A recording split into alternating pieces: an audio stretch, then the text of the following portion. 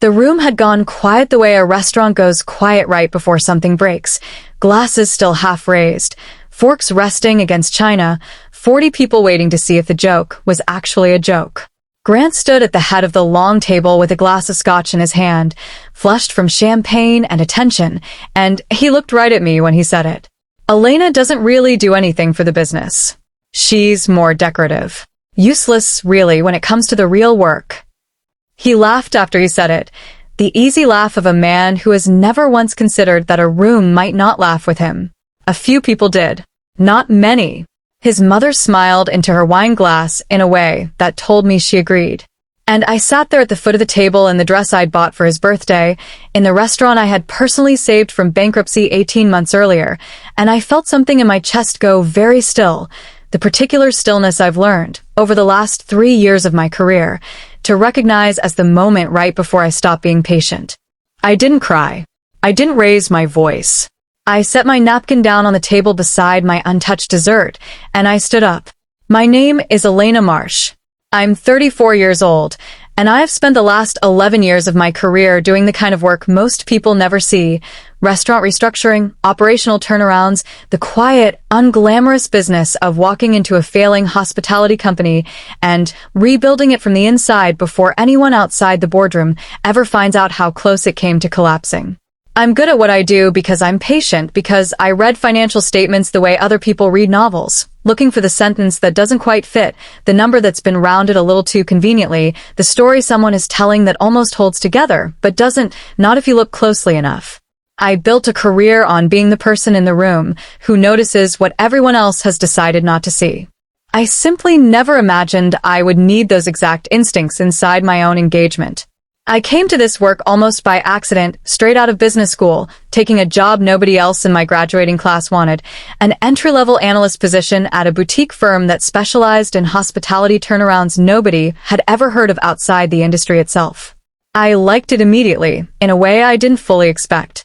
There was something honest about a failing restaurant's books, something that felt more truthful than the glossy version most people see when they sit down at a table with white linen and candlelight. Behind every one of those rooms was a set of numbers that either worked or didn't, and my entire job was learning to read them clearly enough to tell the difference before it was too late. 11 years later, that instinct had become the thing I trusted most about myself, more than my own judgment about people, more, apparently, than I ever should have trusted the man I'd agreed to marry. I want to explain how I ended up at that table, in that dress, being called useless in front of 40 people who had no idea what I'd actually built, because none of it makes sense without the 18 months that came before it. I met Grant Ashford 2.5 years ago, though not the way most couples meet. I was hired quietly through a private investment group that had sunk considerable money into Ashford Table Group, the 3-restaurant company Grant had built his public reputation on, a rising chef with a magazine profile and a growing following, the kind of story investors love to fund. What none of those magazine profiles mentioned, because none of them knew, was that by the time I was brought in, Ashford Table Group was 11 weeks from insolvency. Payroll was being covered by shuffling money between accounts that shouldn't have been touching each other. Vendors were being paid late enough that 2 of them had already stopped delivering. Grant was, by every financial measure I could find in those first 2 weeks, a phenomenally talented chef and a genuinely disastrous businessman, and the investors wanted someone in quietly to fix what he couldn't, without ever letting the public, or frankly Grant's own ego, know how close the whole thing had come to falling apart. That was the deal from the beginning. I would restructure the company, inject a portion of my own capital as part of the recovery plan in exchange for a silent equity position, and Grant would remain the public face of Ashford Table Group in every sense that mattered to the press, the investors, the world. My name would appear nowhere. My work would appear everywhere, in balance sheets nobody outside the boardroom ever read, in vendor relationships quietly repaired, in a supply chain rebuilt from nothing while Grant did television interviews about vision and passion, and never once, as far as I could tell, fully understood how much of that vision had been standing on ground I'd poured myself. The first 6 weeks were the hardest work I'd done in years. I renegotiated payment terms with 4 separate vendors who were owed money going back nearly 90 days, sitting across conference tables from men twice my age who had no interest in extending credit to a company they'd already quietly written off. I restructured the group's primary loan not once but twice. The second time walking into a meeting with our lender's risk committee, carrying a recovery projection I'd built from scratch over 3 consecutive sleepless nights, defending every assumption in it line by line until they finally agreed to extend the terms instead of calling the loan.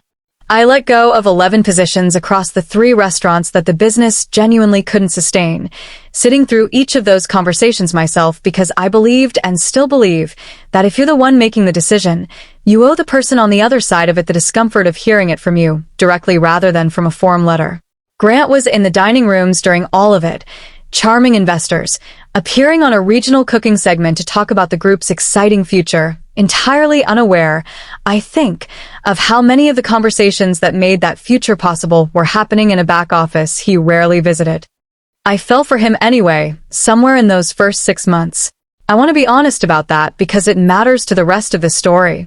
He was charming in the specific, practiced way successful chefs often are, warm in front of a camera, generous with praise when things were going well, quick to make me laugh during long nights of spreadsheet work neither of us particularly enjoyed.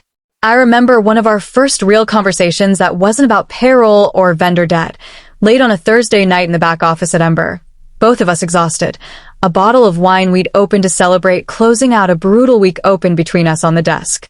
He asked me why I did this work, why I chose to spend my career fixing things other people would never know I'd fixed, and I told him the truth, that I liked the quiet of it, that I didn't need my name on anything as long as the thing itself survived.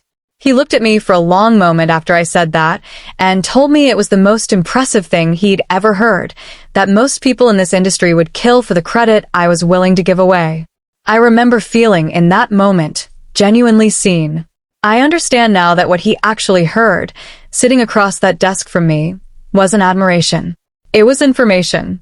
He'd learned, that night, exactly how much he could take from me without ever having to give anything back in return. I told myself the arrangement, my name absent from every public account of his success, was simply good business, the kind of discretion investors pay for. I didn't examine too closely why it also felt some nights like something closer to erasure. We got engaged 8 months ago, on the rooftop of Ember, the flagship restaurant I'd personally kept open through 2 brutal renegotiations with our primary lender. He proposed with a speech about building something together, about how none of it would have been possible without me, and I remember thinking, standing there with the ring catching the string lights, that this was the moment the arrangement would finally change, that the man asking me to marry him would also be the man ready to tell the truth about who had actually built the thing he was so proud of. He never did. I told myself there was time. I told myself marriage would naturally correct what the business contract hadn't. My best friend, Sophia, had said something to me a few weeks before the engagement that I hadn't let myself think about too closely at the time. We were having lunch, the kind of quick, hurried lunch that had become the only kind I had time for anymore, and she'd asked me, out of nowhere, whether it bothered me that none of Grant's investor updates, none of his press interviews, none of his social media posts about the restaurants ever mentioned my name. I told her the arrangement had always been that way, that it was simply how the contract was structured, that I didn't need the credit as long as the work held up. She'd looked at me for a long moment, the way old friends do when they're deciding whether to push, and finally said, "There's a difference between not needing credit and never once being offered it, Elena. You've stopped noticing which one this actually is."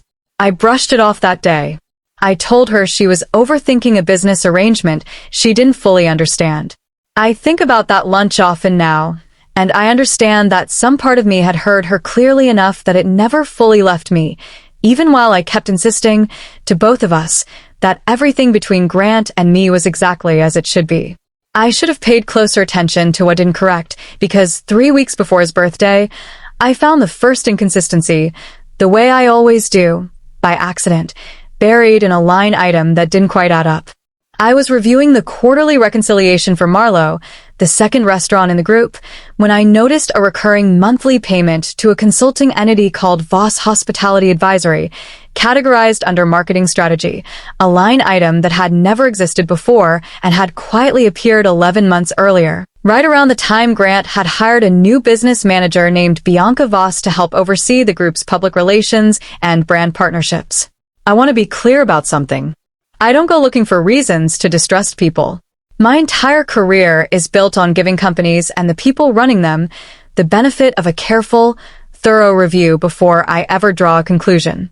So I did what I always do.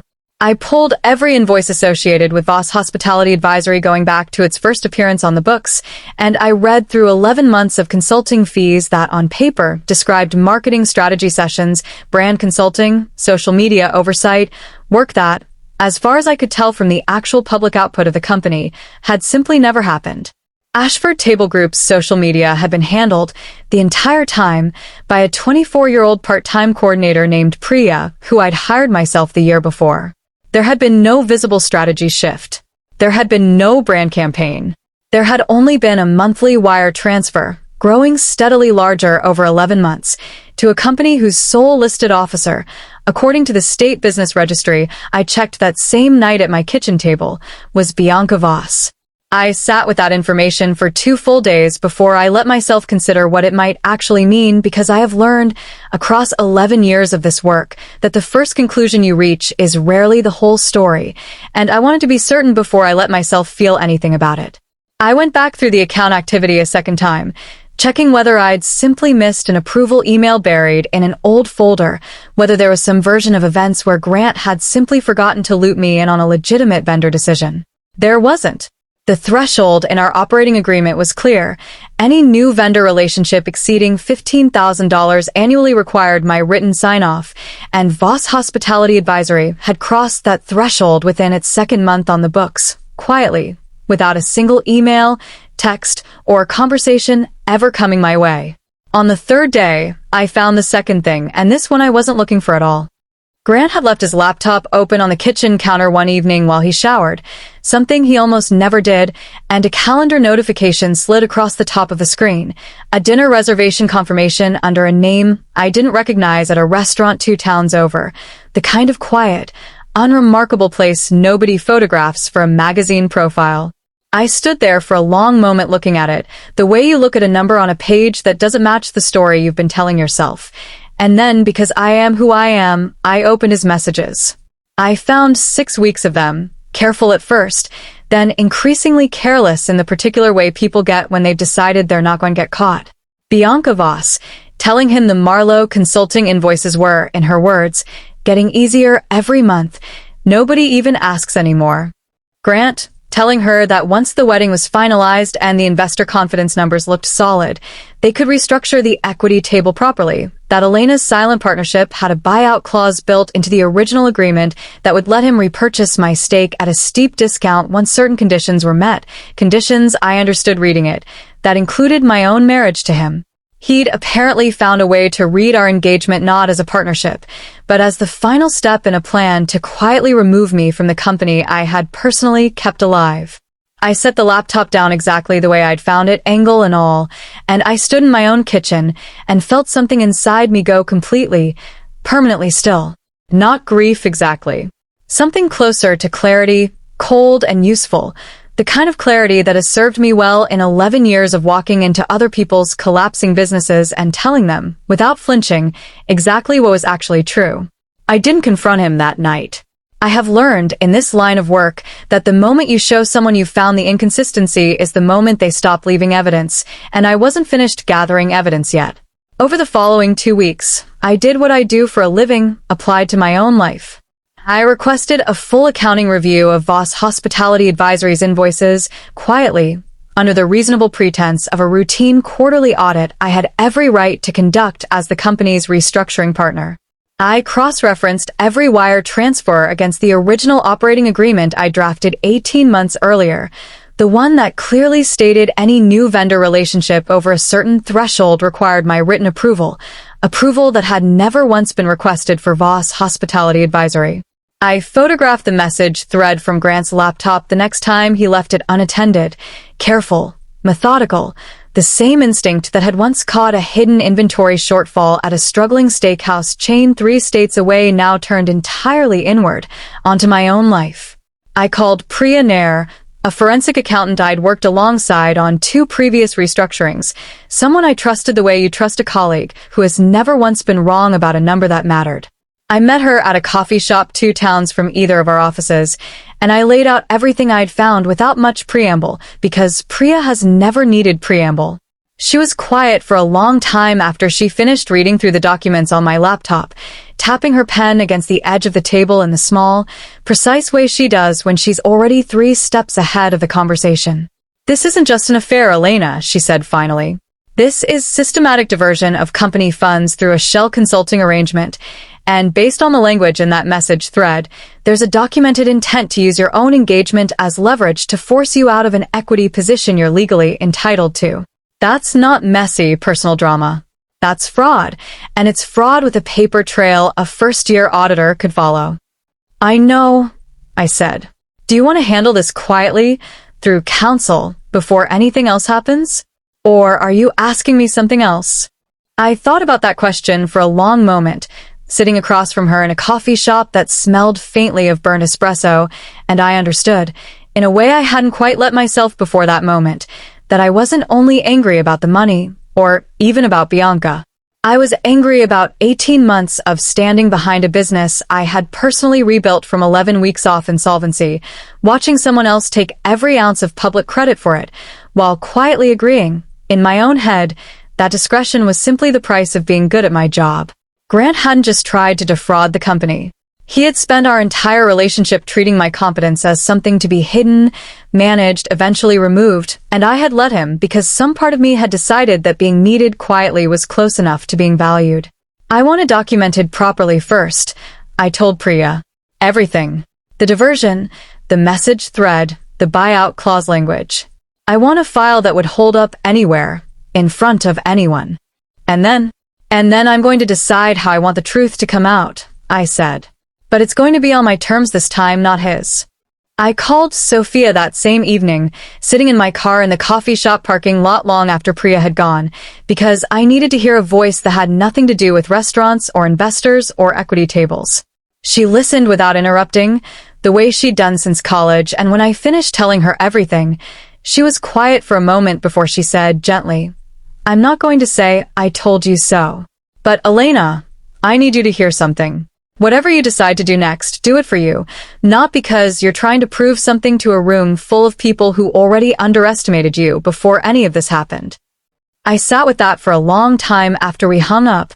I think it was the first moment I let myself admit that some part of what I wanted, moving forward, wasn't just accountability. It was the simple, overdue experience of being seen clearly, by everyone, all at once, whether Grant had planned to allow it or not. There was one evening, about a week into gathering documentation, when I almost lost my nerve entirely. Grant came home early, unusually affectionate, bringing takeout from the small Italian place we'd gone to on our second date, and for a moment, sitting across from him at our kitchen table while he told me, warmly, how much he was looking forward to the wedding, I felt the old pull of wanting to believe the version of him I'd fallen for 2 years earlier. I almost asked him about Voss Hospitality Advisory right there, almost let 2 days of careful documentation dissolve into a single unplanned conversation over cold pasta. I didn't in the end, only because I made myself remember what Priya had said, that the moment you show someone you found the inconsistency is the moment they stop leaving evidence. I finished dinner, told him it had been a long week, and went to bed early, my hands steady, my mind already 3 steps ahead of the version of the evening he thought we were having.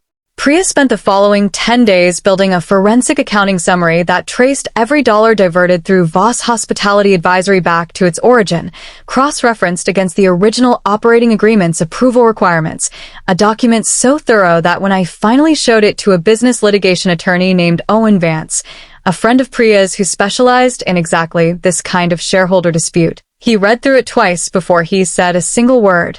"I want to be direct with you," he said, setting the folder down on his desk. "What you have here is more than enough to pursue both a breach of the operating agreement and a civil fraud claim against Ashford and Voss jointly.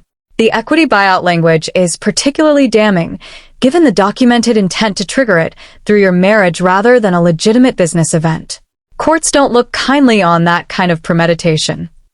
What would you recommend?" Immediately, We filed to protect your equity position formally, before the wedding, before any restructuring conversation Grant might attempt. That closes the door on the buyout scheme entirely.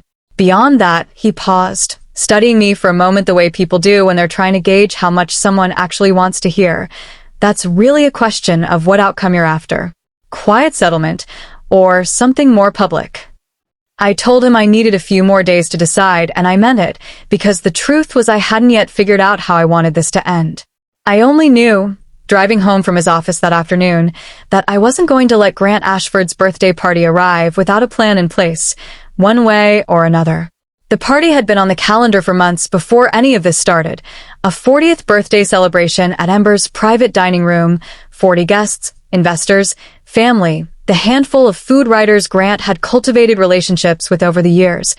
All of it exactly the kind of visible, photographed event that mattered enormously to the version of himself he'd built in public. I understood, walking into that room in the dress I'd bought weeks earlier, before I knew any of what I now knew, that I was standing inside the exact kind of audience Grant valued most, and that whatever happened in that room tonight would happen in front of the people whose opinion of him mattered the most. I hadn't decided yet whether tonight was the night. I brought the folder anyway, tucked into my bag beneath a compact and a set of keys, because I had learned, across 11 years of walking into rooms that might turn into something else entirely, that the difference between being ready and being caught off guard usually comes down to whether you brought the folder. Grant greeted guests at the door with a particular warmth I'd once found so magnetic, kissing cheeks, shaking hands, thanking everyone for coming to celebrate him on what he called, more than once that evening, the best year of his life.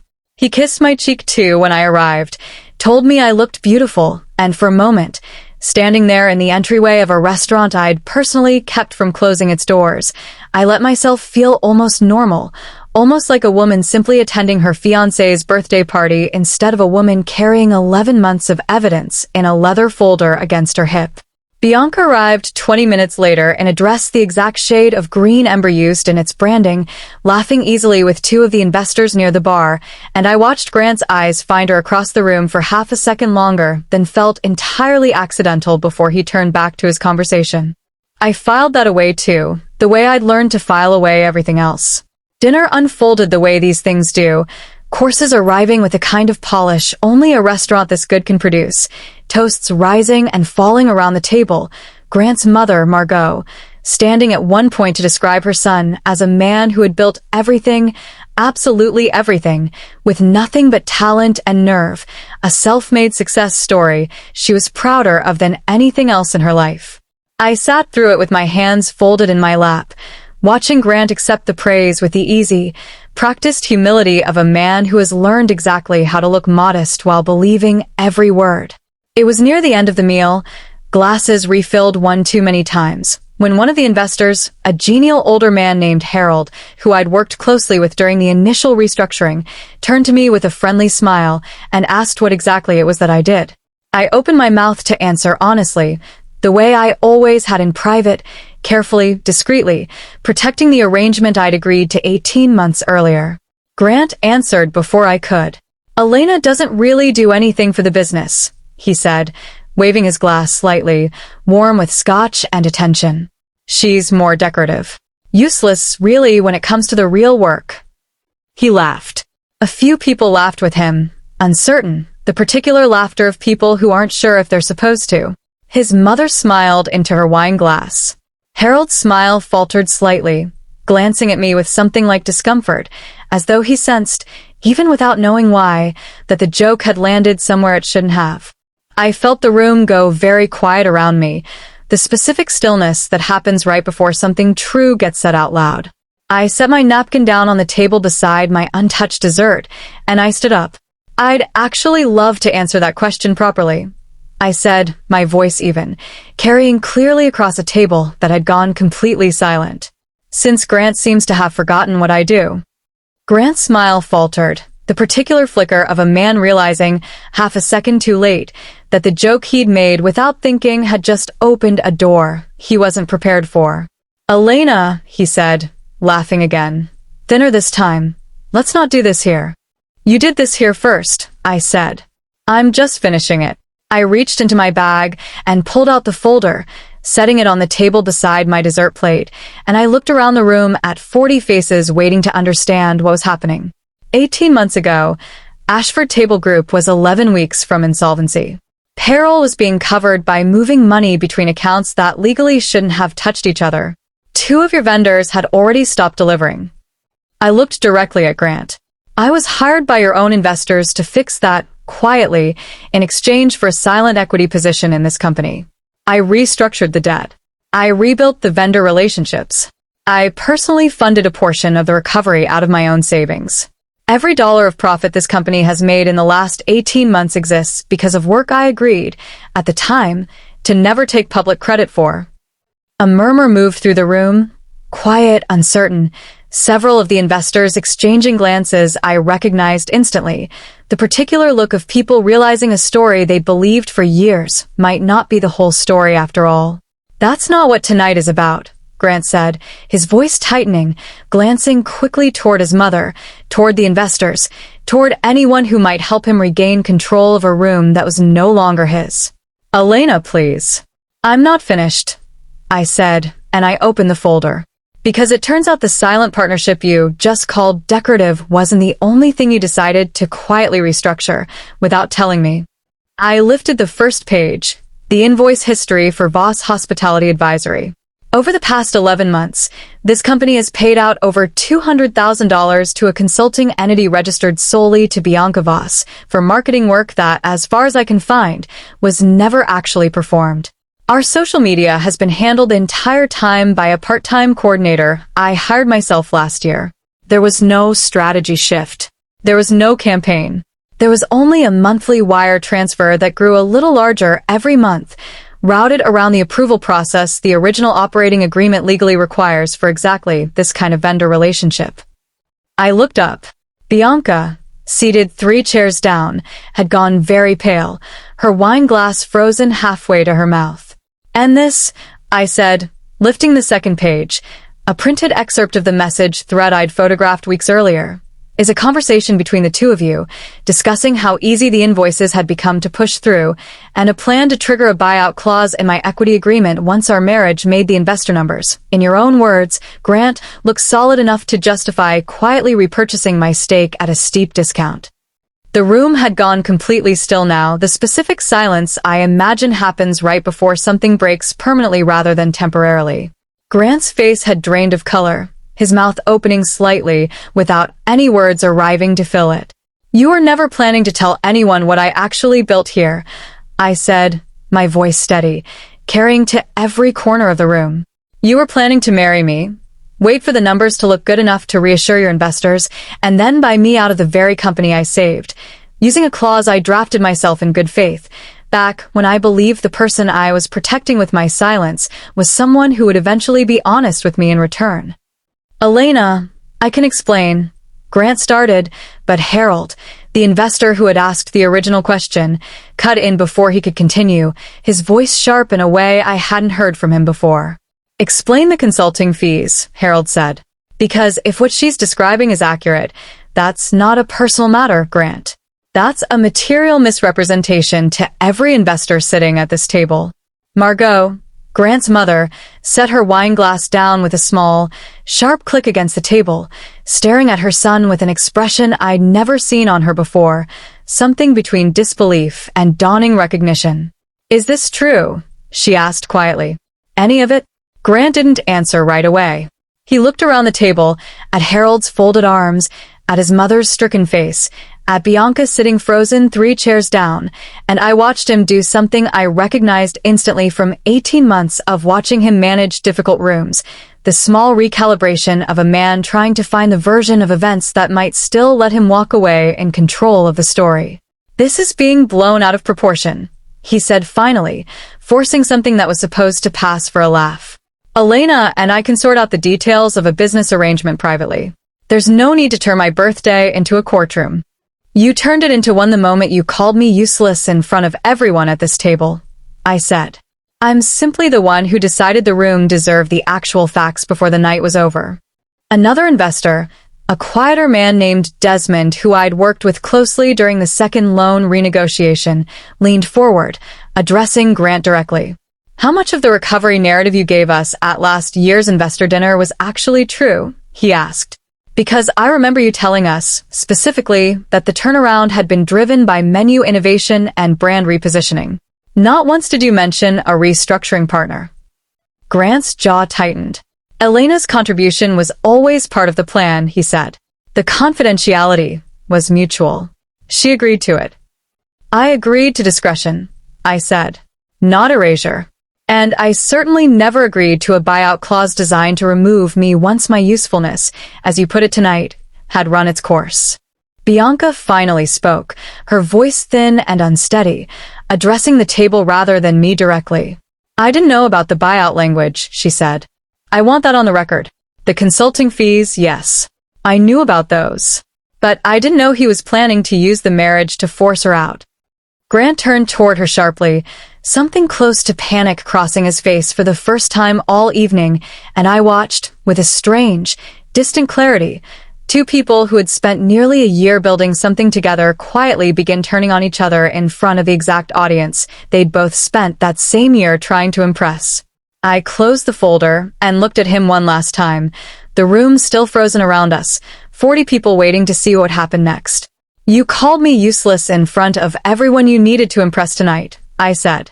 I think everyone here now understands exactly how useful I've actually been, and exactly what you were planning to do about it. I didn't wait for him to respond. I picked up the folder, thanked Harold quietly for asking the question that had actually mattered, and walked out of the private dining room at Ember, past the kitchen I'd personally kept open through 2 brutal renegotiations, past the host stand where a hostess I'd once trained on inventory systems stood frozen mid-conversation, and out into the cool evening air, where I sat in my car for a long moment before I finally let myself breathe. I didn't cry in that car, which surprised me a little, given everything. I simply sat there, hands resting on the steering wheel, listening to the muffled sound of a room I could no longer see slowly coming back to life behind me, chairs scraping, voices rising, the particular noise of 40 people trying to decide how to process what they'd just watched. My phone buzzed twice against the passenger seat before I'd even pulled out of the parking lot, Grant's name lighting up the screen, and I let it buzz itself into silence without touching it, the same way I imagine he'd once let his own phone sit quietly on a counter, confident nothing inside it would ever be examined too closely. I drove home slowly that night, the folder resting on the seat beside me, and for the first time in 3 weeks, I didn't feel like I was carrying a secret. I felt like I'd finally set one down. Owen filed the formal complaint the following morning, protecting my equity position permanently and setting in motion a civil claim against both Grant and Bianca for the diverted funds. Within a week, 2 of the investors who'd been at that dinner had contacted him directly, requesting their own independent review of the company's finances, a review that, as Priya had predicted, uncovered additional irregularities Grant hadn't been careful enough to hide once people finally started looking closely. Grant tried calling for the first 2 weeks, then texting, messages that moved from anger to apology to something that sounded, by the end, almost like grief, though I'd stopped being able to tell, by that point, which version of him had ever actually been real. I didn't answer most of them. I answered exactly once, a short message telling him that Owen would be handling all further communication, and that I'd see him, if it came to it, in the proceedings. Bianca left the company within the month, and I heard, through channels that no longer felt like mine to follow closely, that she and Grant hadn't stayed together long after that dinner either. The particular kind of ending that happens when 2 people build something together that only ever worked as long as no one was looking closely at it. I stayed. That surprised some people, I think, the idea that I would remain connected to Ashford Table Group after everything that had happened inside it, but the company itself had never been the problem. I had built too much of it, personally, financially, to walk away from work I still believed in simply because the man who'd once stood at its center had turned out to be someone I couldn't trust. The equity settlement that followed the investigation gave me a controlling stake in the company outright, and for the first time in 18 months, my name appeared on the ownership documents exactly where it should have been from the beginning. Owen negotiated the terms over 6 weeks, methodical and unhurried the entire time, and when the final agreement finally landed on my desk for signature, I remember reading through every page twice before I signed it, The same careful habit I'd once used to check other people's contracts now finally, fully, applied to my own. I brought in a new chef within 3 months, a woman named Rosalind Cho, who had spent a decade earning a reputation for exactly the kind of quiet excellence I'd always respected, and together we rebuilt Ember's public identity around something closer to the truth. A partnership, visible this time, credited properly, the way it always should have been. Rosalind and I spent our first month working together simply talking about menus, about the kind of restaurant we both wanted Ember to become now that it belonged, fully and honestly, to the two of us. She told me once, over a late dinner service, that she'd almost turned down the offer when she first heard the restaurant's recent history, worried she'd be walking into another version of the same story. I told her I understood completely, and that the only thing I could promise her was that her name would be on everything she built here, the way mine finally was.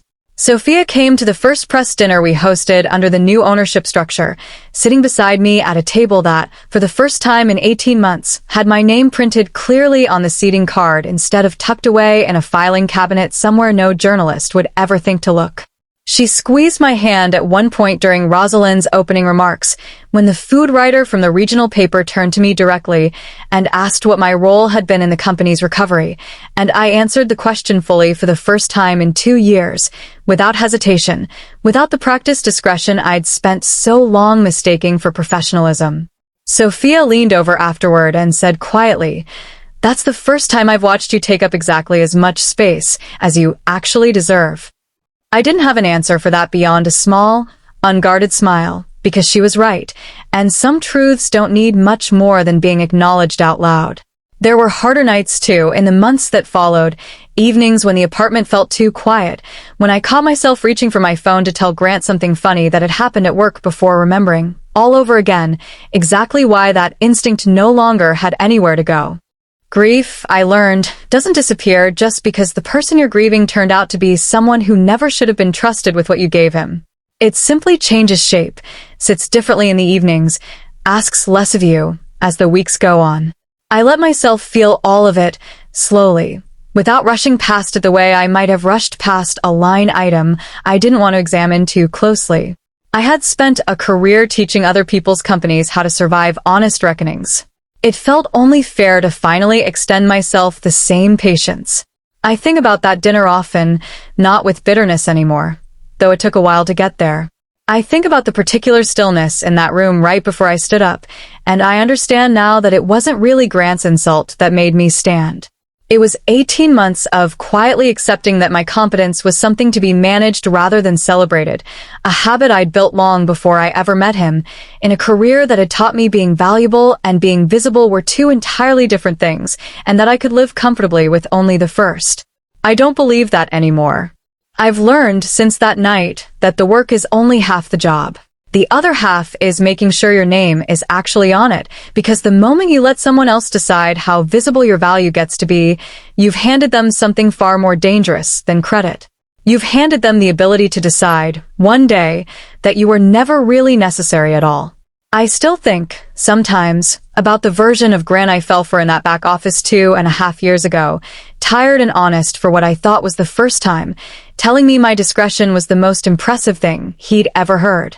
I understand now that I'll never know whether any part of that night was real, or whether it was simply the first move in a much longer plan I didn't recognize until a lit-up phone screen and a lazy insult at a birthday dinner finally forced me to see the whole shape of it. I've made a kind of peace with not knowing. Some questions I've learned don't actually need an answer to stop mattering. They just need enough time and enough distance and enough of your own name back in your own hands. Sophia asked me recently whether I'd do anything differently, looking back on those 18 months, and I told her honestly that I wasn't sure I would. Not the restructuring itself, not the discretion I agreed to at the very beginning, when the company genuinely needed someone willing to work quietly to save it. What I would do differently, I told her, is notice sooner when quiet stops being a choice and starts being a habit someone else is relying on to keep you small. That's the part of this whole story I hope stays with anyone listening tonight, not the folder, not the birthday party, not even the room going silent. Just that single distinction, the one I spent 2.5 years failing to see clearly enough in my own life, even while I saw it clearly in every single company I was ever hired to save. If you'd been sitting at that table, I wonder what you would have done. Whether you'd have stayed quiet a little longer, or whether you'd have opened the folder the moment the room went silent. I'd love to know what you think happens to Elena next, whether she rebuilds something entirely her own, or whether Ember, finally credited properly, becomes exactly enough. Leave a comment and let me know where you're watching from tonight. I love hearing from all of you. We've got so many more stories like this one waiting for you, so make sure you subscribe so you never miss a moment like this. Let's keep this journey going.